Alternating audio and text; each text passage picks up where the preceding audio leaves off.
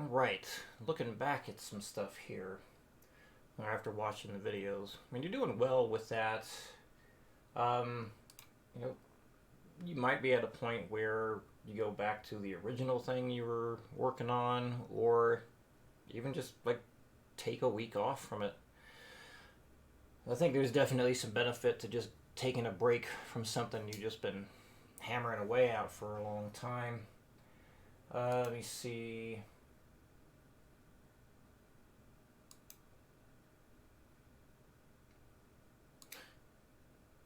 Yeah, not that. Right, so that was the thing you were going through there. And the whole point of this was to problem shoot or troubleshoot a sticking point with, let's see,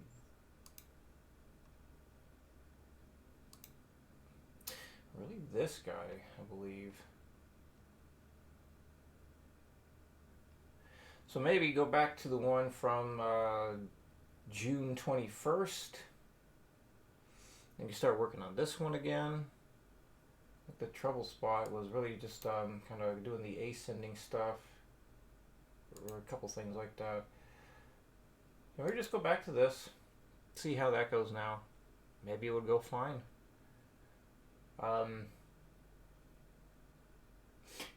Definitely your situation made me think even more about, how these things should be. Perhaps doing like, I don't know, 3 cycles of like one of these routines, like the whole Paul Gilbert sixes routine and the Zach Wild sixes routine. Might be best for people after going through it like 3 times. Take a week off and then come back to it after having a week off from it, just playing other things. Just give your brain a chance to piece it all together. So yeah, sometimes having a nice clean break from things can be helpful. So we keep that in mind before we meet up on Tuesday. So the newest thing for the theory review, getting to those 7th chords. So let me see. I don't know why I did it this way. Like I don't know what the heck I was thinking when I was putting this together. I wasn't thinking straight. So some of this stuff looks kind of funny. Like, what the heck is that? Like, as far as the rhythm goes, like, I wouldn't worry about it. I was just trying to put everything in there in the 4/4 time signature until I got to the very end. I was like, why didn't I just change it to a different time signature?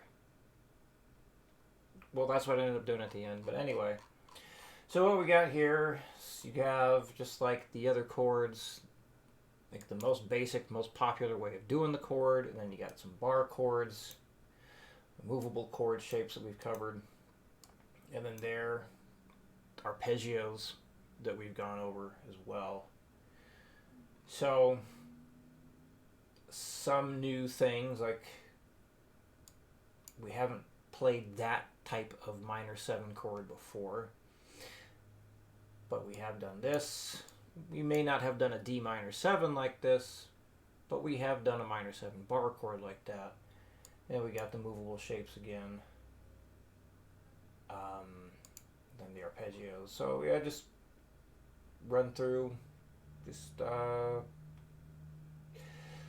little bit to get refreshed with it. Here with the E minor 7, we got 3 ways of doing it. I like that one the most. Let's see, anything else stands out to me. Yeah, just felt like putting in a very unique way of doing a G7. So we got that open B just hanging out in there. So sometimes taking stuff and throwing in a bunch of open strings and playing fretted notes like way up high on the fretboard and have the open strings go, that can make some interesting sounds that way. And of course, you got the old minor 7 flat 5 at the end, also known as your half diminished 7. So not too many variations of that guy. But